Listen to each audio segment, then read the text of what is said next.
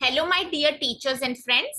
आज मैं आपके साथ कॉमर्स पेपर में हम ये लास्ट मिनट रिवीजन में क्या क्या पढ़ सकते हैं, या अगर हमने पढ़ लिया है तो क्या रिवाइज करना चाहिए, इस पर बात करूंगी। ठीक है। तो आपको पता ही होना चाहिए कि हमारा एग्जाम 18 जून को है। शेड्यूल आ चुका है। मैंने प्रीवियस वीडियो में शेड्यूल के बारे में बताया है। तो कॉमर्स का पेपर आप देख लीजिए कौन सी शिफ्ट में है। आप जून से भी सब्जेक्ट के लिए अपेयर करें, अगर आप मेरी वीडियो देख रहे कॉमर्स के नहीं है तो आपको पता होना चाहिए कि आपका सब्जेक्ट किस दिन है। ठीक है। इस बार ऑफलाइन एग्जाम है तो हमारे पास एक ही दिन का एग्जाम है। अपना टाइम देख लीजिए और एग्जाम को मिस मत कीजिए। तो आज हम 2 जून हो गई है, तो हमारे पास मुश्किल से कुछ ही दिन बाकी है। और अगर आप फर्स्ट टाइम अपेयर कर रहे हैं और आप ये सोच के जा रहे हैं कि चलो तीर तुक्के से एग्जाम क्वालिफाई हो जाएगा, तो भी अभी हमारे पास थोड़े दिन है। हम कौन से टॉपिक्स पर ध्यान दें तो मैं आज वो डिस्कस करूंगी। और अगर आप फुल्ली प्रिपेयर्ड है और रिवीजन तक पहुंच गए हैं, तो मेरी सजेशन है कि आप कुछ भी अभी न्यू नहीं पढ़े, क्योंकि हम लास्ट मिनट पर हमेशा रिवीजन करना चाहिए rather than focusing on learning new something. ठीक है। जरूर आप तब लर्न कीजिए जब आप पुराना को याद कर सकते हैं। ठीक है। और best way to learn is जब भी आप कुछ पढ़ रहे हैं ना, उसको रिवाइज करते जाइए। नहीं तो पेपर 1 पेपर 2 के 10 टॉपिक्स पेपर 1, 10 टॉपिक्स पेपर 2 को बहुत डिफिकल्ट है एक साथ लेके जाना। जो चलते हैं देखते, कॉमर्स से हमें पता है हमारा कोड नंबर है 08। इसमें हमारे पास 10 यूनिट्स है। अब हमारे पेपर 2 का मैं हमेशा क्या बोलती हूँ, the paper is unpredictable. Now what I mean by unpredictable is you are not sure the weightage given to each topic each unit by NET examination. ठीक है। अब हो सकता है कि हमें यूनिट 1 पर ज्यादा क्वेश्चंस आ जाए, फिर यूनिट 6 पर क्वेश्चंस ही ना आए। हो सकता है यूनिट 8 पर ज्यादा क्वेश्चंस आ गए और यूनिट 4 पर कम क्वेश्चंस आए। तो यहाँ पर हमेशा थोड़ा सा डाइसी रहता है। बट जैसे कि हमें पता है कि हर हमारा क्वेश्चन 2 मार्क्स का है और हमारे पास 10 टॉपिक्स है, तो यहाँ पर हमारा पेपर है 200 मार्क्स। पेपर 1 हमारा रहता है 100 मार्क्स का, तो 200 तक मेरा टारगेट क्या होना चाहिए? मेरा टारगेट होना चाहिए अप्रोक्सीमेटली 140 मार्क्स इन पेपर 2। मैं अगर 140 मार्क्स इन पेपर 2 की बात कर रही हूँ, तो पेपर 1 में मैं अप्रोक्सीमेटली 70 मार्क्स लेके चलती हूँ। ठीक है। 70 इन पेपर 1 एंड 140 इन पेपर 2। तो जब मैं 70 और 140 को टोटल कर लेती हूँ, आई एम श्योर आप अभी कैलकुलेटर पर टोटल करोगे, बट याद रखिए कि नेट में हमको कैलकुलेटर अलाउ नहीं है। अगर आप फर्स्ट टाइम अपेयर करें तो आपको पता होना चाहिए हमको वहां पर कैलकुलेटर अलाउ नहीं। तो अगर पेपर 1 का 70 और पेपर 2 का 140 मार्क्स लेके चलते हैं, तो आपके पास टोटल आते हैं 210 मार्क्स। ठीक है। 210 को आपको क्या करना है, आपको उसको आउट ऑफ 300 से डिवाइड करके देखना है कि क्या परसेंट आता है। ठीक है। मुझे पता है आप सबको कैलकुलेशन आती है, तो आपको पता है हमें कितने मार्क्स चाहिए। अब मैं ये इतना हायर लेवल पर बोल रही हूँ क्योंकि अगर मुझे 70% मार्क्स जाना है तो मैं क्वालिफाइड जेआरएफ हो जाऊंगी। मैं सिर्फ असिस्टेंट प्रोफेसर नहीं होंगी, मैं जूनियर रिसर्च फेलोशिप अगर आपने उस पर टिक मार्क किया तो आप वो भी क्वालिफाई हो जाएंगे। ठीक है। तो टारगेट हमेशा हायर साइड पर रखिए। और देखिए अगर पेपर 1 में 70 ला पा रहे हैं और अगर पेपर 2 में 140 ला रहे, अब 140 देखिए तो कितना आसान नहीं लगता कि आपको 200 में से 140 तो लाना है। हम थोड़ी ना बात करें कि 200 में से आप 190 ले आओ। ठीक है। अगर आपको ऑल इंडिया रैंक लाना है तो डेफिनेटली उसके लिए भी हम मेहनत करेंगे। बट यहाँ पर अगर हमारा एक डिसेंट टारगेट है, हमारा मकसद सिर्फ जूनियर रिसर्च फेलोशिप या असिस्टेंट प्रोफेसर क्वालिफाई होना है, तो हमें 70 प्लस 140 का टारगेट रखना बहुत जरूरी है। ठीक है। तो अभी हमारे पास 10 यूनिट्स है, पर क्वेश्चन 2 मार्क्स। और मैं ये एजम्पशन से चलती हूँ कि मुझे इक्वल वेटेज दिया जाएगा हर टॉपिक। ठीक है। तो मतलब यूनिट 1 मेरे पास उतने ही वेटेज का जितना मेरा यूनिट 2 है। अब दूसरी मेरी यहाँ पर हमेशा क्या सजेशन रहती है, अब जैसे मैं एमकॉम इन बिजनेस मैनेजमेंट हूँ, तो मैंने ना कभी accounting higher level advance level पर पढ़ी ही नहीं है। हो सकता है मैंने ऑडिटिंग भी एडवांस लेवल की नहीं पढ़ी है, या मैंने बिजनेस फाइनेंस भी हायर लेवल का नहीं पढ़ा है। ठीक है। या मैंने बैंकिंग एंड फाइनेंशियल इंस्टीट्यूशंस कभी पढ़े ही नहीं है। तो यहाँ पर क्या दिक्कत आती है कि हमको लगता है कि हमने तो ये कभी पढ़ा ही नहीं, तो इनजस्टिस हो रहा है। तो ऐसे मत सोचिए।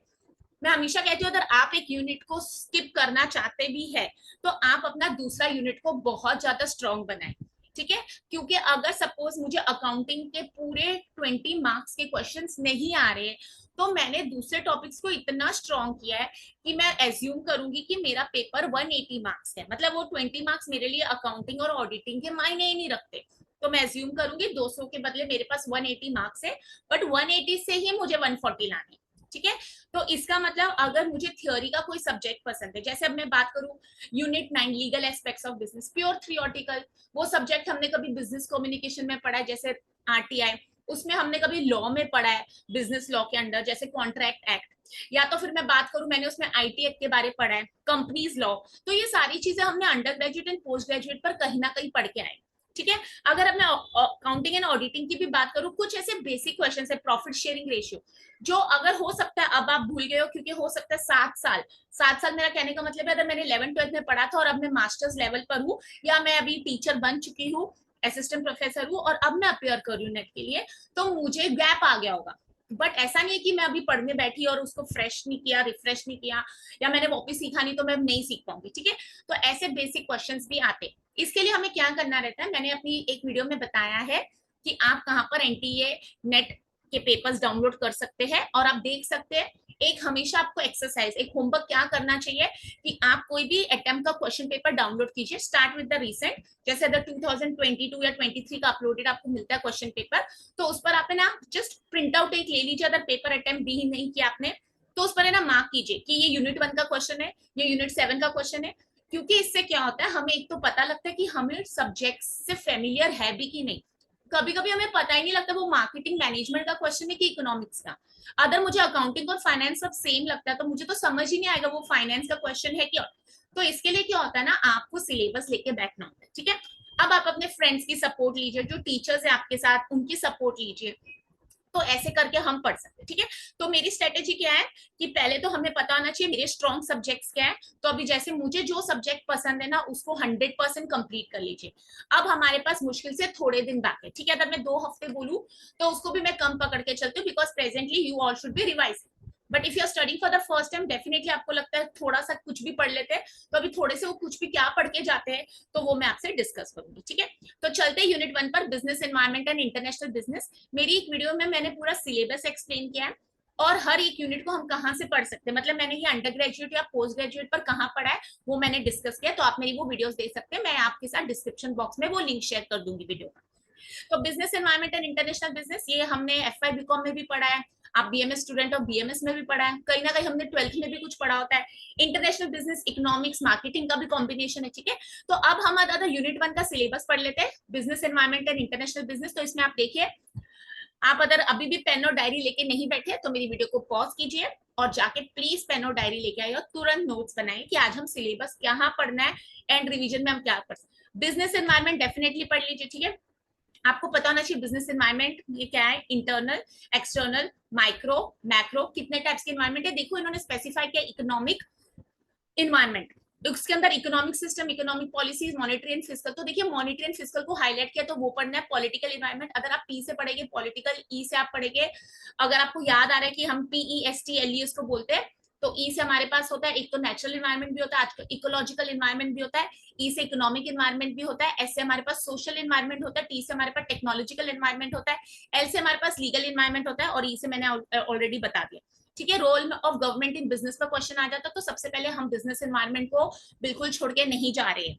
Legal environment consumer protection act आपको पता है वो रिवाइज हुआ है 2019, तो एक्सपेक्टेड क्वेश्चन है। फेमा जब पढ़ रहे तो फेरा भी पढ़ना है, क्योंकि फेमा कब आया था, जब फेरा बंद हो गया था। ठीक है, सोशियो कल्चर फैक्टर्स, सीएसआर की लिमिट कौन सी कंपनीज को करना है, व्हाट इज सीएसआर। ठीक है, फाइन क्या लगता है, या एक्टिविटीज ऐसे बता दी, एक्टिविटीज बताओ इसमें कौन सी सीएसआर में आती है, what is ISR, individual social responsibility. ठीक है, ये हम पढ़ लेंगे। तो हमारे पास इस सब हेडिंग में क्या पढ़ के जाना है, business environment, consumer protection act और सीएसआर। ठीक है, आगे देख लेते हैं, ये हमने कहीं ना कहीं अंडर ग्रेजुएट में पढ़ा ही हुआ है। फिर हम देख रहे हैं इसके बाद स्कोप है इंटरनेशनल बिजनेस, ग्लोबलाइजेशन आता है क्वेश्चन। देखिए modes of entry into international business, तो आप ग्लोबलाइजेशन जरूर पढ़ के जाइए। स्टेटमेंट बेस्ड क्वेश्चन आ जाते हैं कि व्हाट ड्राइव्स ग्लोबलाइजेशन। अभी जैसे कोविड के बाद से बहुत सारी स्कीम्स गवर्नमेंट ने लॉन्च किए तो वो भी आपके क्वेश्चंस बनते हैं। ठीक है, तो कभी कुछ उन्होंने उसको प्रोटेक्शन दिया था, मतलब कोई इन्वेस्टमेंट हुई है या कोई स्कीम्स आई थी तो वो भी पढ़ के जाइए। फिर हमारे पास theories of interest, very very very important. Match the column, founder propounder of theory, theory का मतलब क्या है, थियरी कौन से ईयर में आई, इस थियरी के बदले कौन सी थियरी नहीं आई, ये सारे क्वेश्चंस आते ही आते हैं। ठीक है, इंडिया फॉरेन ट्रेड पॉलिसी क्या वो नहीं आ चुकी है, तो ये चीजें अपडेट रखना जरूरी है। ठीक है, तो ग्लोबलाइजेशन के बाद theories of international trade, very very very important. FDI पर आपने रीसेंट न्यूज देखी होगी, कल के ही न्यूज़पेपर में आपने देखा होगा एफडीआई महाराष्ट्र में। इंडिया में सबसे ज्यादा एफडीआई कौन से कंट्री से आ रही है, क्या वो सिंगापुर है, क्या वो कौन सी कंट्री है, क्या वो चेंज होगा, ये आपको पढ़ के जाना जरूरी। What is the difference between FDI and FPI, ownership है क्या, ठीक है, टाइप्स ऑफ एफडीआई, कितना परसेंटेज अलाउ है इंश्योरेंस में, कहां पर 100% एफडीआई अलाउ है, ऑटोमेटिक रूट क्या, ये क्वेश्चंस आते ही आते। फिर हमारे पास BOP, very very important, economics और इंटरनेशनल बिजनेस में हमने पढ़ा है। कॉम्पोनेंट्स ऑफ बीओपी 100% पता है, वो चार्ट बना होता है, उसको आप पढ़ के जाइए, 100% आपको राइट आएगा आंसर। फिर हमारे पास है ये trading blocks, very very important, EU, ASEAN, SAARC, NAFTA, NAFTA का कुछ नया नाम है, कोई मेंबर कंट्री बना है, ठीक है, ब्रेक्सिट, ये सब क्या थे, तो ये ट्रेडिंग ब्लॉक्स पर क्वेश्चन आएगा। डब्ल्यूटीओ का 100% क्वेश्चन आएगा। गैट्स पर आता है, ट्रिप्स और ट्रिम्स पर भी क्वेश्चन आते हैं, ठीक है, डब्ल्यूटीओ, आईएमएफ और वर्ल्ड बैंक पर 100% क्वेश्चन आते हैं। अब दिक्कत क्या है, मैंने तो बता दी है कि आने वाले हैं, बट कौन से क्वेश्चन आ रहे हैं ये मुझे थोड़ी ना पता है, तो कॉन्सेप्ट पढ़ के जाइए, ऑटोमेटिकली क्वेश्चंस आपके सॉल्व हो जाएंगे, ठीक है। मेंबर कंट्रीज आईएमएफ की कितनी है, डब्ल्यूटीओ में कितनी मेंबर कंट्रीज है, कोई रीसेंट ऐड हुआ है, कोई रीसेंट छोड़ के गया। तो देखिए, अगर मैंने यूनिट 1 को बात करूं, तो मैंने यहाँ पर क्या बात की, यहाँ पर पहला सब टॉपिक में हमारे पास है इकोनॉमिक इन्वायरमेंट, लीगल इन्वायरमेंट मतलब बिजनेस इन्वायरमेंट। सेकंड में हम आपको बता रही हूँ सीएसआर पढ़ो, कंज्यूमर प्रोटेक्शन एक्ट पढ़ो। फिर मैं बता रही हूँ ग्लोबलाइजेशन पढ़ो, थ्योरीज ऑफ इंटरनेशनल ट्रेड पढ़े, एफडीआई के बारे पढ़े, बैलेंस ऑफ पेमेंट्स के बारे पढ़े। फिर हम ट्रेडिंग ब्लॉक्स, और देखिए मोटे मोटे हेडिंग्स है ना जो उसको मैं बता रही हूँ पढ़ने के लिए, अंदर बहुत इन डेप्थ आपको कंटेंट मिलेगा, आईएमएफ, वर्ल्ड बैंक, ठीक है, मैक्रो कॉलम आ जाएगा, डब्ल्यूटीओ के पर क्वेश्चन आते। ऑडिटिंग, अकाउंटिंग एंड ऑडिटिंग के बारे में अक्सर गाइडेंस नहीं देती हूँ, तो आपको ये याद रखना है। देखिए इसमें से ना बहुत इजी इजी क्वेश्चंस बन जाते हैं, प्रिंसिपल्स अकाउंटिंग आ जाता है, पार्टनरशिप पर आपको प्रॉफिट शेयरिंग रेशियो आ जाते हैं, ठीक है, कॉर्पोरेट अकाउंटिंग पर आपको फोर फीचर ऑफ शेयर्स के ऊपर आ जाता है, ठीक है। हम कॉमर्स स्टूडेंट्स है तो we should know what is the difference between acquisition, merger, amalgamation and reconstruction, basic definition पर भी क्वेश्चन आ सकता है, कोई रीसेंट कंपनी का हुआ है मर्जर, ऐसा क्वेश्चन भी बन सकता है। फिर अगर मैं बात करूं कॉस्ट एंड मैनेजमेंट अकाउंटिंग की, तो आपको पता है फॉर्मूला बेस्ड क्वेश्चन आते हैं आपके पास, marginal costing, break even analysis पर तो इकोनॉमिक्स में भी क्वेश्चन बन जाता है। फिर अगर हम देखें activity based costing, life cycle, target costing, kaizen technique क्या है, या मैनेजमेंट में भी पढ़ के आते हैं, ठीक है। JIT, JIT is just in time. फिर financial statement analysis, fund flow, cash flow, देखिए आप है ना रिपीट हो रहे questions, repeat in the sense मतलब कॉन्सेप्ट रिपीट होते हैं, क्वेश्चंस को थोड़ा सा फ्रेमिंग भी चेंज किया जाता है, तब भी अगर हम समझ नहीं पाते तो इसका मतलब हमारी मेहनत अधूरी है। फिर हमारे पास है ह्यूमन रिसोर्स अकाउंटिंग, ठीक है। फिर हमारे पास है Indian accounting and IFRS, IFRS का फुल फॉर्म भी नहीं पता तो हमारी प्रिपरेशन तो कंप्लीट ही नहीं हुई है। ऑडिटिंग, जैसे अब मैं थ्योरी पसंद करती हूँ तो मैं ऑडिटिंग को अच्छे से कर जाऊंगी, क्योंकि अकाउंटिंग एंड ऑडिटिंग एक ही पार्ट है, एक ही क्वेश्चन मतलब सिलेबस है यूनिट 2, तो हो सकता है ना 4 क्वेश्चंस मुझे ऑडिटिंग के आए, तो 4 क्वेश्चंस मुझे आ गए तो 8 मार्क्स तो ऐसे ही मिल जाएंगे। तो देखिए मेरी स्ट्रेटेजी क्या थी, मुझे अकाउंटिंग नहीं आता, मैंने अकाउंटिंग स्किप किया, मैंने बट ऑडिटिंग को कवर किया। तो recent trends in accounting, green audit क्या है, कॉस्ट ऑडिटिंग क्या है, ठीक है, वाउचिंग का मतलब क्या है, हर बार ऐसे क्वेश्चन आते ही आते, ठीक है। एक ऑडिटर कब अपॉइंट हो सकता है, what is the difference between, मतलब अगर मैं बात करूँ कि ऑडिटर और सीए, ऐसे क्वेश्चंस भी आपको फ्रेमिंग करके मिल जाते हैं कि कौन एक ऑडिटर बन सकता है, स्टैट्यूटरी ऑडिटर, ये सारे क्वेश्चंस आपके बहुत बार आ चुके हैं। चलते हैं unit number 3, very very important. ये हम कहां से पढ़ रहे हैं, हम 12th स्टैंडर्ड की बुक से भी पढ़ रहे हैं, लॉ ऑफ डिमांड सप्लाई, ठीक है। हमारे पास इतने सारे उसमें नाम है, who is father of economics, ऐसे क्वेश्चंस पहले आते थे, अब ऐसे इजी क्वेश्चंस नहीं आते। तो यहाँ पर हम सबसे पहले क्या पढ़ेंगे, डिमांड एनालिसिस। अगर अब आप रिवीजन करो तो आपको ये टॉपिक बिल्कुल भी नहीं छोड़ना है, demand analysis, law of demand, elasticity of demand, relationship between AR MR, हर बार क्वेश्चन आता है, ठीक है। अगर आपने नोट्स बनाया तो well and good, last minute revision के लिए बहुत काम आते हैं। Consumer behaviour, very very important topic, marketing में भी आपको काम आता है। Utility analysis, indifference curve analysis क्या होता है, आईसी कर्व, हर बार क्वेश्चन आता है। तो डिमांड के ऊपर 2 क्वेश्चंस आ गए, एआर एंड एमआर पर क्वेश्चन आ गया। फिर हम यूटिलिटी एनालिसिस में आईसी कर्व पर क्वेश्चन आते ही आते हैं, ठीक है। Law of variable proportion, law of returns to scale, कहां पर पढ़ा, अंडर ग्रेजुएट में पढ़ा है। शॉर्ट रन, लॉन्ग रन, फिर प्राइस डिटर्मिनेशन, 100% आपको 2 क्वेश्चंस आ जाएंगे, perfect competition, monopolistic, oligopoly, monopoly, price distribution, what is the difference between monopolistic, oligopoly, ठीक है। ओलिगोपोली की डेफिनेशन से लेके उसमें एक उनका फेवरेट क्वेश्चन होता था, डिमांड कर्व कौन सा वाला, अगर आपको याद आए को एस नाम से, ठीक है। फिर मोनोपोली और मोनोपोलिस्टिक में क्या डिफरेंस है, सेलिंग कॉस्ट, एडवर्टाइजमेंट कॉस्ट, कौन सी मार्केट में होता है जिससे वो डिफरेंस करते हैं, क्या परफेक्ट कंपटीशन मिथ है या एक्चुअली एग्जिस्ट, क्या वो सिर्फ बुक्स तक सीमित है, ऐसे क्वेश्चंस बहुत बार आते हैं। ठीक है, तो इसको छोड़ के नहीं जाना है। प्राइसिंग स्ट्रेटेजीज आप मार्केटिंग में भी पढ़ रहे हो, pricing skimming, penetration, peak load pricing. अभी जैसे आपको पता है समर है, what is peak load pricing, तो इसको स्टडी जरूर करके जाइए। ठीक है, तो यहाँ पर लॉ ऑफ डिमांड हो गया, ARMR हो गया, आईसी कर्व हो गया, law of proportions, law of returns to scale हो गया, फिर प्राइस डिटर्मिनेशन 100% आ रहा है, या तो परफेक्ट कंपटीशन है, मोनोपोलिस्टिक या oligopoly, pricing skimming, pricing state. अब आप बोलोगे मैम आप सब तो बता रहे हो, बट आपको क्या याद रखना है कि जो मोटे मोटे क्वेश्चन है ना, उनका एंड में भले मेन आप कॉन्सेप्ट भी समझोगे ना, क्वेश्चन सॉल्व करोगे तो डेफिनेटली आपके मार्क्स आने ही वाले हैं। हमेशा प्रिपरेशन स्ट्रांग होनी चाहिए, और प्रिपरेशन रिवीजन के दिन स्ट्रांग नहीं होती, रिवीजन के दिन तो हम सिर्फ रिटेन करने की कोशिश करें। तो जब आप पढ़ते हो ना, आपको तभी कॉन्सेप्ट को याद रखना बहुत जरूरी है। ठीक है, बिजनेस फाइनेंस में हमको लीज फाइनेंस पर क्वेश्चन आते हैं, टाइम वैल्यू ऑफ मनी पर क्वेश्चन आते हैं, कैपिटल स्ट्रक्चर पर आते हैं, बेसिक डेफिनेशन भी कभी कभी पूछी जाती है, techniques of capital budgeting analysis. ठीक है, थ्योरीज पर तो डिविडेंड पर हमेशा आते हैं। देखो अगर आप मेरी तरह हो कि आपको प्रैक्टिकल क्वेश्चंस नहीं जमते, तो जो भी यहाँ पर थियोरी उसको पढ़ के जाइए। ठीक है, और ये टॉपिक्स ऐसे जो मुझे डिफिकल्ट लगते हैं मैं उनको हमेशा एंड में पढ़ती हूँ। द ओनली रीजन इज वैसे भी पढ़ के मुझे याद नहीं रहने वाला, तो बेटर है एंड में अपने दिमाग को थोड़ा स्ट्रेस दे दे।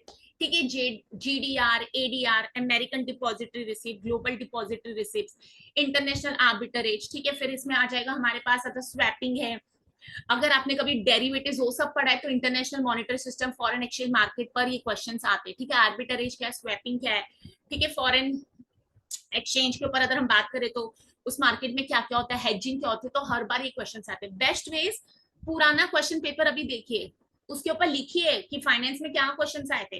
देखिए उसमें आर्बिट्रेज पर क्वेश्चन पूछा था कि हेजिंग पर क्वेश्चन पूछा था। ठीक है, कौन सी डिविडेंड थ्योरी पूछी थी, ठीक है, कौन से मॉडल्स पूछे, तो 100% आप गलत नहीं जाएंगे। बढ़ते unit 5, very very very important. और आपको जैसे कि पता है कि पेट डिसकंटिन्यू हो रहे, मतलब PhD एंट्रेंस नहीं देना पड़ेगा, नेट के बेसिस पर ही है। तो ये एक ऐसा टॉपिक है जो आपको लाइफ लॉन्ग काम आने वाला है। इनफैक्ट आपको पता है डेटा एनालिसिस की मार्केट कितनी स्ट्रांग है। आज आप अपने रिसर्च का स्टैटिस्टिक्स करते हो तो you know you are paying a huge amount with the statisticians as well. ठीक है, तो ये बहुत अच्छा एक करियर ऑप्शन भी बन चुका है, वेरी वेरी, मतलब मैं बोलूंगी जिसमें हम पैसा भी अच्छा कमा सकते हैं और हमें लाइफ लॉन्ग हमारी इसमें लर्निंग रहती ही रहती है। तो इस टॉपिक को कभी इग्नोर मत कीजिए। ये हमने कभी मैथमेटिक्स में पढ़ा था, कभी स्टैटिस्टिक्स में पढ़ा था, कभी हमने रिसर्च में पढ़ा है। ठीक है, तो मेजर्स ऑफ सेंट्रल टेंडेंसी। ठीक है, इसमें आपको कौन से क्वेश्चन आते हैं आपको पता होना चाहिए। Mean, median, mode. तो मीन पर तो क्वेश्चन बहुत बार आ जाते हैं, मोड तो इजी लगता है सबको, मीडियन। मेजर्स ऑफ डिस्पर्जन में अब क्या होता है ये आपको पता होना चाहिए। ठीक है, वेरिएशन क्या है, ठीक है, स्टैंडर्ड डेविएशन क्या है, स्क्यूनेस के साथ अब कर्टेसिस भी जरूर पढ़ के जाइए। ठीक है, पीक होता है, फिर छोटा वाला कर्व क्या होता है, बड़ा वाला सबसे क्या बोलते हैं, तो ये याद रखना है, स्क्यूनेस एंड कर्टेसिस। ठीक है, अगर आप प्रैक्टिकल एप्लीकेशन कर चुके हैं तो अब वैसे क्वेश्चंस भी पूछे जाते हैं। ठीक है, मतलब कर्टेसिस की वैल्यू और वो कब यूज हो रहा है, उसके अंदर बहुत सारे कॉन्सेप्ट। अगर आपने एक्चुअली PhD किया, आप रिसर्च पेपर करके स्टैटिस्टिकल नॉलेज रखते हैं तो ये आपको कभी भी डिफिकल्ट नहीं जाएगा। ठीक है, स्क्यू किसको बोलते हैं, पॉजिटिवली स्क्यू क्या होता है, नेगेटिवली स्क्यू, फिर correlation and regression of two variables. देखो कोरिलेशन और रिग्रेशन में क्या डिफरेंस होता है, टाइम सीरीज। ठीक है, हम प्रेडिक्शन किस में कर सकते हैं, क्या कोरिलेशन प्रेडिक्शन करता है, नहीं, कोरिलेशन एक्सप्लेन करता है कोरिलेशन। ठीक है, फिर प्रोबेबिलिटी में हम पढ़ सकते हैं, अगर आपको ये थ्योरम्स याद रहते हैं तो प्रोबेबिलिटी डिस्ट्रीब्यूशन, रिसर्च। अब देखिए ऊपर का है ना थोड़ा टेक्निकल है ये, अगर मैं बात करूँ तो थ्योरम और प्रोबेबिलिटी डिस्ट्रीब्यूशन, बट ये रिसर्च का research design, concept, data collection, classification of data, primary secondary, फिर sampling estimation, methods of sampling, probability not. तो ये आपका ना पेपर 1 में कवर हो रहा है रिसर्च एप्टीट्यूड पर। तो ये तो बहुत ईजी और बहुत इंपॉर्टेंट है और ये हर बार क्वेश्चन आते हैं, तो समझो इसमें तो हमारे मार्क्स पक्के, सब हमको पढ़ के जाना है। ठीक है, स्टैंडर्ड एरर, हाइपोथेसिस टेस्टिंग। अब हाइपोथेसिस का मतलब क्या होता है, कितने टाइप्स के हाइपोथेसिस होते हैं, पैरामीट्रिक टेस्ट कौन से होते हैं, नॉन पैरामीट्रिक कौन से होते हैं। ठीक है, अब याद रखना है Z test, T test, ANOVA, ये सारे ना जिनके नाम अच्छे अच्छे लग रहे हैं ये सब होते हैं पैरामीट्रिक टेस्ट। अब जिनके नाम हम पहली बार ही सुन रहे, काई स्क्वायर, मैन विटनी, क्रूस्कल वॉलिस, ये थोड़े से ऐसे नाम अजीब से लगते हैं ना, तो ये होते हैं नॉन पैरामीट्रिक टेस्ट। ओके, फिर रिपोर्ट राइटिंग, बहुत बार अभी रिसर्च पर एथिक्स, रिसर्च के टूल्स, देखो इसमें ना उन्होंने कहीं नहीं सॉफ्टवेयर की बात की, बट वो क्वेश्चन आ जाता है। ठीक है, क्वालिटेटिव की टेक्निक्स के सॉफ्टवेयर कौन से, SPSS पर क्वेश्चन बन सकता है। फिर आजकल आर स्टूडियो जैसा कॉन्सेप्ट है, पाइथन है, तो ये पेपर 1 और पेपर 2 में आराम से क्वेश्चन बन जाएंगे। तो देखो अगर आपको सेंट्रल टेंडेंसी आता है तो बहुत इजी है, स्क्यूनेस एंड कर्टेसिस आप पढ़ सकते हो, कोरिलेशन, रिग्रेशन, अगर कोरिलेशन आपको कैलकुलेट करना नहीं आता तो आप वो सीख सकते हो। फिर आप अगर मुझे ये नहीं आता प्रोबेबिलिटी, एक दो टॉपिक मैंने स्किप किए तो कोई बात नहीं, मैंने दूसरों पर मेहनत कर ली। तो रिसर्च में मैं रिसर्च डिजाइन पढ़ रही हूँ। रिसर्च डिजाइन का मतलब क्या होता है, डिस्क्रिप्टिव रिसर्च डिजाइन क्या है, एक्सपेरिमेंटल रिसर्च डिजाइन क्या है, ठीक है। उनकी स्टेप्स ऑफ रिसर्च हर बार क्वेश्चन आता है पेपर 1 में definitely. Classification of data, what is classification, data क्या होता है। फिर अगर नॉमिनल स्केल, देखो यहाँ सिलेबस पर लिखा है कहीं पर नॉमिनल ऑर्डिनल स्केल, मैंने उसके ऊपर एक पूरी वीडियो बनाई है, आप उसको देख सकते हैं। तो ये सारे क्वेश्चन आते हैं। तो अब मेरी हमेशा क्या सजेशन रहती है, यहाँ से तो देख के ऐसा लगता है सिलेबस बहुत छोटा सा है। whenever you are buying a book, ensure that you understand the subtopics। सबटॉपिक्स आपने समझ लिए तो आपको पता लग जाएगा आप क्या पढ़ के जा रहे हैं, ठीक है। जो भी कॉन्सेप्ट पढ़े तुरंत उसके क्वेश्चन सॉल्व कर लीजिए। एनोवा के अंदर वन वे एनोवा है, एनोवा कब लगता है, ठीक है, और हम क्यों कर रहे हैं। अब ऐसे टेक्निकल क्वेश्चंस भी पूछे जाने लगे, ठीक है। जेड टेस्ट और टी टेस्ट में क्या डिफरेंस है, क्या जेड टेस्ट एक्चुअल में हम फॉलो करते हैं कि सीधा टी टेस्ट लगा देते हैं एसपीएसएस में। तो ये सारे क्वेश्चंस आते हैं सॉफ्टवेयर के नाम से फुल फॉर्म तक, बेसिक क्वेश्चन, रिसर्च, एथिक्स। अब जैसे आजकल लोग पीएचडी को आउटसोर्स कर रहे हैं, is it an ethical activity, no it is not, but we all know it is happening, ठीक है। तो ऐसे क्वेश्चंस भी बहुत बार आ रहे हैं। फिर आपको पूछा जाएगा व्हाट इज घोस्ट राइटिंग, अगर आप किसी का काम करके दे रहे हैं, ठीक है, आपको इसको बदले में पेमेंट दे रहे हो और वो आपके बदले आपकी पीएचडी लिख के दे रहे हैं, रिसर्च पेपर्स लिख के दे रहे हो, तो that is called as ghost writing, ठीक है। तो ये भी एक अनएथिकल कॉन्सेप्ट है। फिर रिसर्च एथिक्स में बहुत सारी चीजें आ गई। उनका फेवरेट क्वेश्चन होता है, बताओ इसमें से कौन सी स्टेज पर सबसे ज्यादा इंपॉर्टेंट है रिसर्च एथिक्स, ओके। फिर आपके पास साइटेशन पर क्वेश्चन आता है, रेफरेंसेस पर क्वेश्चन आता है, बिब्लियोग्राफी पर क्वेश्चन आता है। फिर अगर आपको पता ही नहीं कौन से सॉफ्टवेयर है उनके लिए, तो आपके पास मेंडली है। रेफरेंस टू मैनेजर्स कौन से, ठीक है, मेंडली है, जोटेरो है, कौन से बहुत सारी मार्केट में, इतनी सारी चीजें आपकी नॉलेज में। मतलब अगर मैं सिंपल बोलूं, जैसे कोई आप ब्रोशर भी देखते हैं ना रिसर्च वर्कशॉप का, तो उसको भी एक बार ओपन करके रीड कर लिए, कितनी सारी चीजें आपको उधर से ही पता लग। सपोज आपको पता ही नहीं मेंडली क्या है, तो वहां पर लिखा होगा वर्कशॉप में मेंडली सिखाने वाले, तो आप जाके सर्च कीजिए कि मेंडली है क्या, मुझे कैसे पता लगेगा क्या है, ठीक है। तो ये सारे क्वेश्चंस यहाँ पर बनते हैं। आगे चलते हैं unit number 6, business management and human resource management. 12th से पढ़ रहे हैं ओसीएम, फिर पढ़ते हैं अंडर ग्रेजुएट में, फिर हम पोस्ट ग्रेजुएट में अगर आपने बिजनेस मैनेजमेंट पढ़ा है तो डेफिनेटली। अब यहाँ पर दिक्कत किनको आती है, अकाउंट्स वालों को, क्योंकि अगर उन्होंने डिटेल में कभी बिजनेस मैनेजमेंट और ह्यूमन रिसोर्स मैनेजमेंट नहीं पढ़ा है तो ये बहुत ज्यादा दिक्कत हो जाती है। तो यहाँ पर हमको अपनी स्ट्रेटेजी बनानी है। अकाउंट्स वालों को थियोरी से घबराना नहीं, और थियोरी वालों को अकाउंट्स में नहीं घबराना है।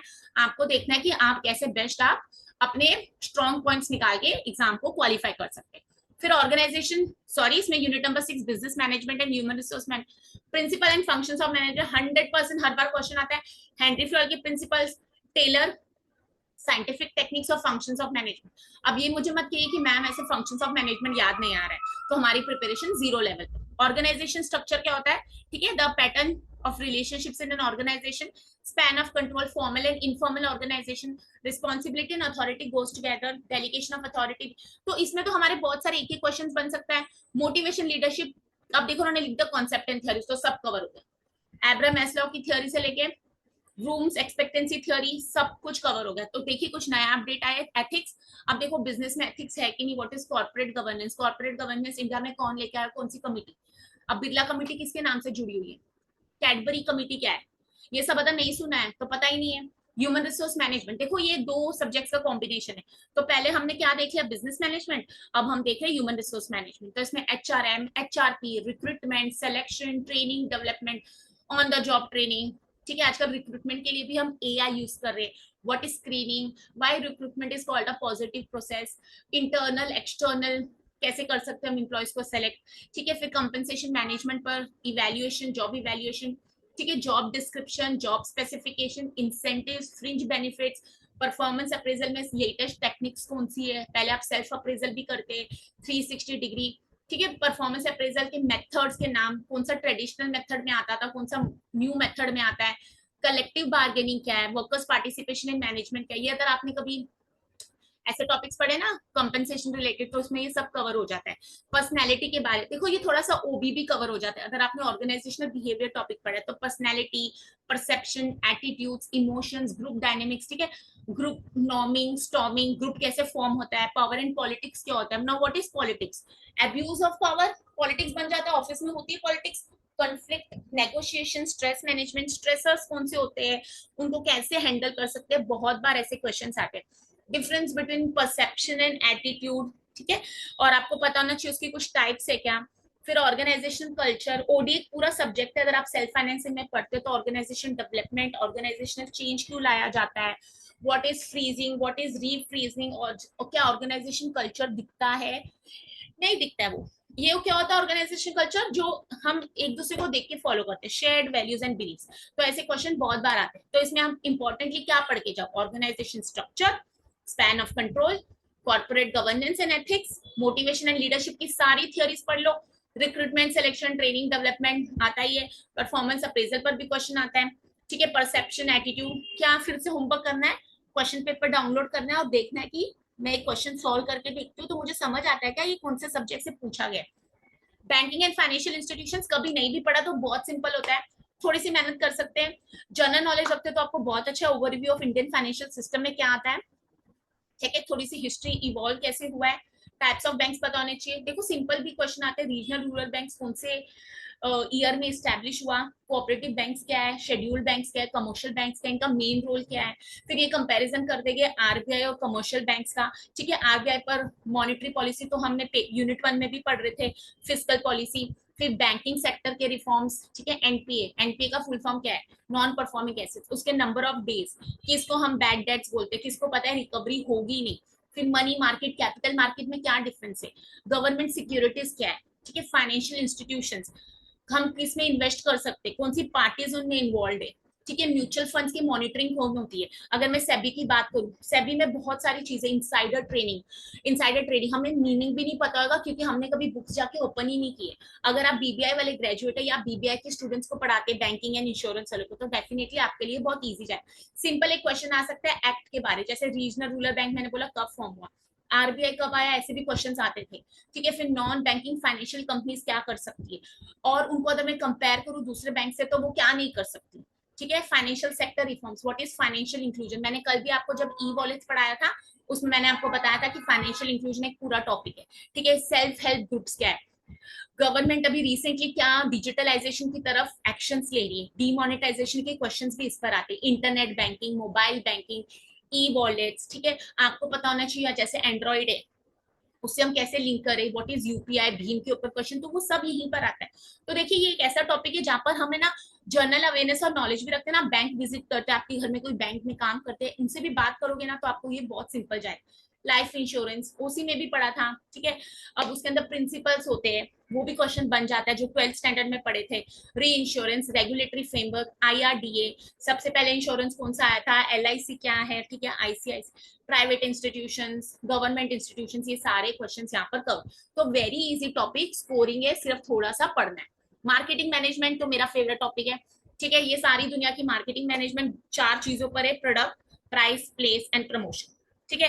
तो मार्केटिंग का कॉन्सेप्ट से लेके फिर आपको क्या पढ़ना है, सेगमेंटेशन, टारगेटिंग, पोजिशनिंग, STP, ठीक है, सेगमेंटेशन कैसे होता है, टारगेटिंग क्या होती है, पोजीशनिंग कैसे होती है, अभी जैसे मैं एग्जांपल दूं, मुझे पता है मेरी टारगेट ऑडियंस है नेट सेट के कैंडिडेट्स, ठीक है, नेट सेट के कैंडिडेट्स कौन है, जो अभी जैसे मुझे पता है वो मास्टर्स लेवल वाले ही हो सकते हैं, या तो वो फिर टीचर्स अभी जो पढ़ा रहे वो ही हो सकते हैं, उसके अलावा नहीं हो सकते, आपको पीजी कंप्लीट करना है। तो this is how I segmented my market. अब इसके अंदर भी आपको बहुत सारी हेट्रोजेनियस मार्केट है, मतलब मैं पेपर टू कॉमर्स को पढ़ाती हूँ, मैं पेपर टू हिंदी को नहीं पढ़ाती, मैं पेपर टू मराठी को नहीं पढ़ाती, ठीक है, मैं ऐसे डिफरेंट, तो मुझे यहाँ पर मैं उनको एक साथ लेके आ सकती हूँ पेपर 1 के लिए, ठीक है। तो मैंने क्या किया, हेट्रोजेनियस मार्केट को मैं होमोजेनियस पर लेके आ गई। फिर हम टारगेट क्या करेंगे, अभी जैसे मुझे सिर्फ कॉमर्स के स्टूडेंट्स को टारगेट करना है तो मैं अभी उनको ही पढ़ाऊंगी। तो this is how I identify पूरी मार्केट में से my target is only candidates appearing for net in commerce. Positioning क्या होती है, हमने पोजिशनिंग किया, पोजिशनिंग कभी भी प्रोडक्ट को नहीं होती, पोजिशनिंग होती है जैसे मैंने अभी ब्रांड बनाया, जैसे कैडबरी की बात करें, जब हम कैडबरी बोलते हैं तो हमें चॉकलेट याद आता है, कैडबरी तो ब्रांड नेम है ना चॉकलेट, तो when you think of chocolate you think of Cadbury. Maggi, Maggi noodles है, 2 minutes Insta noodles, but Maggi मतलब मैगी, मैगी के सॉस भी आते हैं, केचप्स भी आते हैं, बट हमें वो याद ही नहीं रहता क्योंकि उन्होंने पोजिशनिंग ऐसी की है, when you think of Maggi मतलब आपको दिमाग में मैगी के नूडल्स ही आते हैं सिर्फ, ओके, हम बोलते ही नहीं वो नूडल्स, हम घर में बोलते चलो मैगी बना लेते हैं, ओके। तो ये सब क्या होता है, पोजिशनिंग लोगों के दिमाग में की गई है, प्रोडक्ट की नहीं। How you think of a product, वो आपके दिमाग में कैसे बैठे। फिर हम क्या पढ़ेंगे, product life cycle, very very important, सबसे ज्यादा खर्चा कौन से स्टेज पर आता है, जब मार्केट से विड्रॉ करना है तो क्या करना पड़ता है, सबसे ज्यादा हम मेहनत कौन से स्टेज पर करते हैं, इंट्रोडक्शन से पहले कोई स्टेज होता है क्या, प्रोडक्ट लाइन पर क्वेश्चन आते हैं। जैसे मैं बात करूं अमूल, अमूल की प्रोडक्ट लाइन क्या है, सारे प्रोडक्ट्स मिल्क से बने, वो छाछ होने दो, वो दूध होने दो, वो चॉकलेट होने दो, वो बटर होने दो, ठीक है, they have milk as common item. फिर हम बात करेंगे प्राइसिंग की। प्राइसिंग को हमेशा राइट रखना पड़ता है, बिकॉज बहुत ज्यादा प्राइस होगा तो लोग खरीद नहीं पाएंगे, बहुत कम होगा तो लोग क्वालिटी से इसको इक्वेट करेंगे। फिर pricing policies and strategies, which factors decide pricing. जैसे कंट्री में रिसेशन चल रहा है तो लोग कितना भी अच्छा प्रोडक्ट है नहीं खरीद पाएंगे। प्रमोशन डिसीजन हो गए, ठीक है, very very important. Advertisement, how you reach to the customer, there are different methods. अब आप आईपीएल देखते हैं तो आपको पता है आईपीएल में क्या हो रहा है, वहां पर आपके बैनर्स लगे, तो this is your increasing of visibility without even speaking. Sales promotion, अभी समर चल रहा है, एसी पर कुछ ऑफर आ जाएगा, एक आइसक्रीम के साथ एक आइसक्रीम फ्री आ जाएगी, ठंडा ठंडा कूल कूल पाउडर आ जाएगा। Distribution, channel of distribution, traditional Amazon को आप ऑर्डर करते कैसे आता है, कुरियर के थ्रू आता है, क्या मिडल मैन इन्वॉल्व है। Consumer behaviour, very very important stages, ठीक है, कंज्यूमर की बाइंग की डिसीजन कैसे होती है, स्टेजेस पर क्वेश्चन आता है। कौन से फैक्टर्स अफेक्ट करे, अगर आप मार्केट सेगमेंटेशन वो सब पढ़ते, बेसिस ऑफ सेगमेंटेशन, तो यहाँ पर वो बहुत सारी चीजें कवर हो जाती है। फिर अगर कंज्यूमर बिहेवियर की बात करूँ तो डेफिनेशन से लेके साइकिल, मतलब स्टेजेस पर। फिर कॉग्निटिव डिसोनेंस एक कॉन्सेप्ट है, वहां पर भी क्वेश्चंस आते हैं। लास्ट में फीडबैक। फिर सर्विस मार्केटिंग, आजकल सर्विस तो आपको पता है कितना इंपॉर्टेंट सेक्टर है। न्यू टेक्निक्स है, अभी ट्रेंड्स इन मार्केटिंग क्या चल रहा है, ग्रीन मार्केटिंग, गणपति बप्पा भी मट्टी के बनते हैं, इलेक्ट्रिक व्हीकल्स भी आ गए, हाउ यू आइडेंटिफाई देम। वहां पर जो गाड़ी का नंबर प्लेट होता है उस पर वो ग्रीन कलर का होता है तो तुरंत आइडेंटिफाई होता है। ऑनलाइन मार्केटिंग क्या है, सोशल मार्केटिंग क्या है, मैं एग्जांपल दे दूं, एड्स की अवेयरनेस करे तो वो सोशल मार्केटिंग है। There is a difference between social and social media marketing. Logistics, logistics बोल दे तो सब आ गया, सप्लाई चेन आ गया, लॉजिस्टिक्स आ गया। आप कॉमर्स के इंटरव्यू में जाएंगे आपको ऐसे क्वेश्चन वहां पर भी पूछेंगे, what is the difference between logistics and supply chain management, ठीक है। तो देखिए 4 पीस पढ़ के जाइए, वो रिपीट हो के क्वेश्चन आने ही है, हर बार आने। कंज्यूमर बिहेवियर पर क्वेश्चन आना है, सर्विस मार्केटिंग पर आना है, ट्रेंड्स इन मार्केटिंग। आगे चलते यूनिट 9 पर रिवीजन कर रहे हैं अगर हम, तो ये मोटे मोटे टॉपिक्स को एक बार गो थ्रू कर लिए और क्वेश्चन सॉल्व कर लीजिए। इंडियन कॉन्ट्रैक्ट एक्ट, हर बार क्वेश्चन आ रहा है, डेफिनेटली आने ही वाला है, ठीक है। और ब्रीच ऑफ कॉन्ट्रैक्ट पर भी आता है कि किसी ने चीटिंग की है तो कौन सी रेमेडी उसके लिए। क्वाजी कॉन्ट्रैक्ट पर क्वेश्चन आता है। स्पेशल कॉन्ट्रैक्ट में आपको पता है कौन सा आता है, बेलमेंट एजेंसी, एक बार पढ़ के आप जाइए। Indemnity. Sale of goods act, very very easy, accounts के बच्चों को भी आता है, कॉमर्स को भी आता है, हमने बिजनेस लॉ में कितनी बार पढ़ा हुआ है। कैविट टेम्पटर हमको पता है, बायर्स बीवेयर, ठीक है, उनके कौन से राइट्स होते हैं। नेगोशिएबल इंस्ट्रूमेंट्स एक्ट आ गया, सब आ गया। में एक पूरा मैं तो कॉलम दे देंगे जिसमें सब एक्ट्स आ जाएगी, ठीक है। डिसऑनर ऑफ चेक क्या होता है, तो नेगोशिएबल इंस्ट्रूमेंट्स एक्ट इंपॉर्टेंट है। कंपनीज एक्ट आपको पता है, आप अकाउंट्स में भी पढ़ रहे हो, हर जगह पढ़ रहे हो, तो वो तो इजी है। लिमिटेड लाइबिलिटी पार्टनरशिप कौन से ईयर में आया। फिर उसके ऐसे क्वेश्चन आते हैं कि कौन एक डायरेक्टर होना कंपलसरी, क्या उसमें एक फीमेल लेडी होनी, मतलब फीमेल मेंबर होना चाहिए, ठीक है, एलएलपी। फिर कंपटीशन एक्ट हमने कहाँ पर पढ़ा है, हमने कॉमर्स में भी पढ़ा है, बिजनेस एनवायरनमेंट में भी पढ़ा है, ठीक है। उसके एक्ट कौन सी चीजें कवर होती, कौन सी चीजें नहीं कवर होती, कुछ प्रॉब्लम होती तो हम किसको अप्रोच करते हैं। IT act, RTI, right to information क्यों आया, जैसे मैंने आपको बोला था ट्रांसपेरेंसी रखने के लिए। Intellectual property rights, patents, trademarks, copyright. Coca Cola की बोतल की शेप वैसी क्यों है, डिजाइन, उसको पकड़ने में इजी होना चाहिए, ठीक है। ये सारी चीजें कहां पर आती है, दिमाग का क्रिएशन होता है। तो पेटेंट्स एक्ट, अभी कुछ रिवीजन हुआ है पेटेंट एक्ट में, मैं कौन सी वेबसाइट पर जाके पेटेंट के लिए अप्लाई कर सकती हूँ, ठीक है। ट्रेडमार्क और कॉपीराइट में क्या डिफरेंस है, रजिस्ट्रेशन करनी कंपलसरी है क्या, कुछ एथिकल इश्यूज आते हैं क्या पेटेंट्स ट्रेडमार्क्स में, कोई मेरा आइडिया चोरी करके जा सकता है, तो ये सारे क्वेश्चन यहाँ से बनते। Goods and service tax, very very important, ठीक है। अब हम छोटे बच्चे नहीं है कि जीएसटी का फुल फॉर्म हमें नहीं पता, कौन से डेट को जीएसटी आया, अभी उसमें क्या हुआ है, जीएसटी ने किसको सब्ज्यूम कर लिया, ठीक है। ऐसे बहुत सारे क्वेश्चंस बहुत बनते हैं। तो देखिए अगर दो दो हर सब टॉपिक से एक क्वेश्चन, यहाँ पर इंडियन कॉन्ट्रैक्ट, यहाँ पर इंडेमनिटी से, यहाँ पर सेल ऑफ गुड्स से आ जाएगा, यहाँ फिर नेगोशिएबल इंस्ट्रूमेंट पर आ जाएगा, बिल ऑफ एक्सचेंज। फिर यहाँ पर कंपनी सेट की मीटिंग कब हेल्ड होती है, कंपलसरी है कैसा क्वेश्चन आ जाएगा। फिर लिमिटेड लाइबिलिटी कब फॉर्म हुई, कौन डायरेक्टर बन सकता है, वो क्वेश्चन आ सकता है। इसके कंपटीशन एक्ट क्यों, क्या मकसद था उसको लाने का। या फिर आईटी इंफॉर्मेशन में आजकल साइबर सिक्योरिटी में क्या थ्रेट चल रहा है, जैसे मैं बोलूं आप एटीएम कार्ड डालते हैं उसके बाद कोई आपका कॉपी कर लेता है वहां से डेटा, तो ये कौन क्या बोलते हैं इसको, कौन सा फ्रॉड है ये, ठीक है। तो ऐसे बहुत सारे आते हैं साइबर, आप यूज कर रहे लैपटॉप, किसी ने आपका एक्सेस ले लिया और फिर सडनली हमको लगता है हमारा डेटा कहाँ चला गया, तो ये सारी प्रॉब्लम्स रोज की आप देखोगे तो डिजिटल फ्रॉड्स बढ़ते ही जा रहे हैं, ठीक है, आईपीआर, पेटेंट, ट्रेड, इस बार ट्रेडमार्क पर क्वेश्चन आ सकता है तो अगली बार डिजाइन पर आ सकता है, इस बार जीएसटी पर आ सकता है तो कभी वो लोग क्वेश्चन आरटीआई पर दे सकते हैं। तो बस हमें ऐसे याद रख के जाना है कि हम कितना पढ़े। छोटे छोटे नोट्स अगर आपने बना के रखे ना, तो आज वो लास्ट मिनट आपको रिवीजन स्टार्ट कर दीजिए। यूनिट 10 फाइनल है हमारा, income tax and corporate tax planning. कुछ थ्योरी पार्ट है, जिनको थ्योरी पसंद है वो जरूर कर लीजिए, और जिनको तो सब कुछ आता है जैसे हाउस प्रॉपर्टी वो सब कैलकुलेट करना, तो उसमें टेंशन की तो बात ही नहीं है, इजी है, इसमें वो डिफिकल्ट नहीं आता है। न्यूज़पेपर पढ़ते रहिए।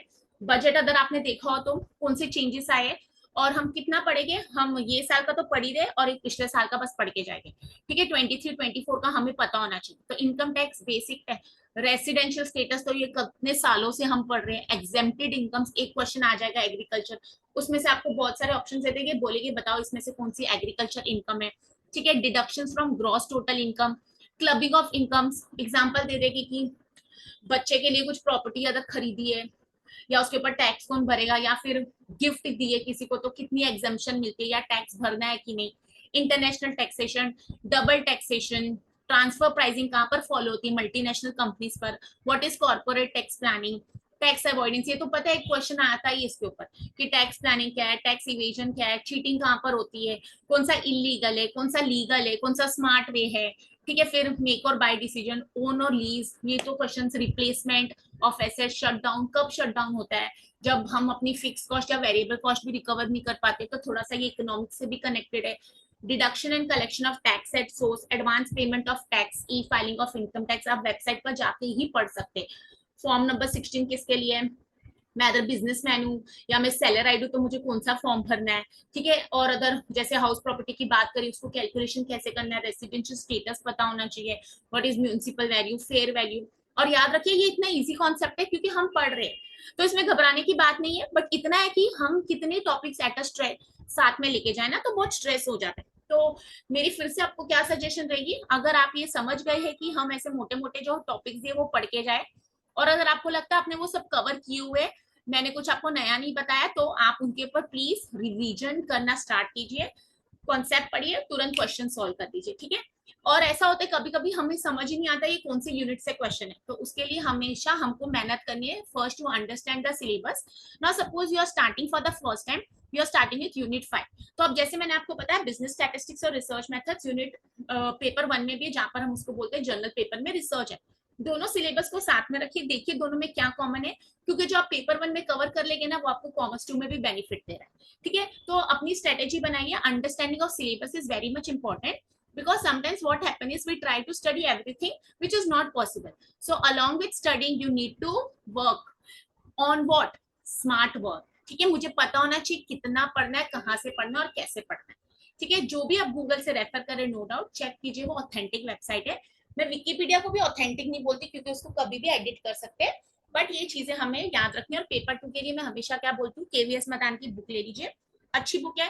अब तक अभी जैसे सिलेबस तो चेंज हुआ नहीं है, बट चेयरमैन सर ने बोला था कि अपग्रेड होने वाला है, तो मुझे लगता है कि दिसंबर के अटेम्प्ट के लिए हो जाएगा चेंज, तो हम जितनी मेहनत करके इसमें क्वालिफाई हो सकते हैं।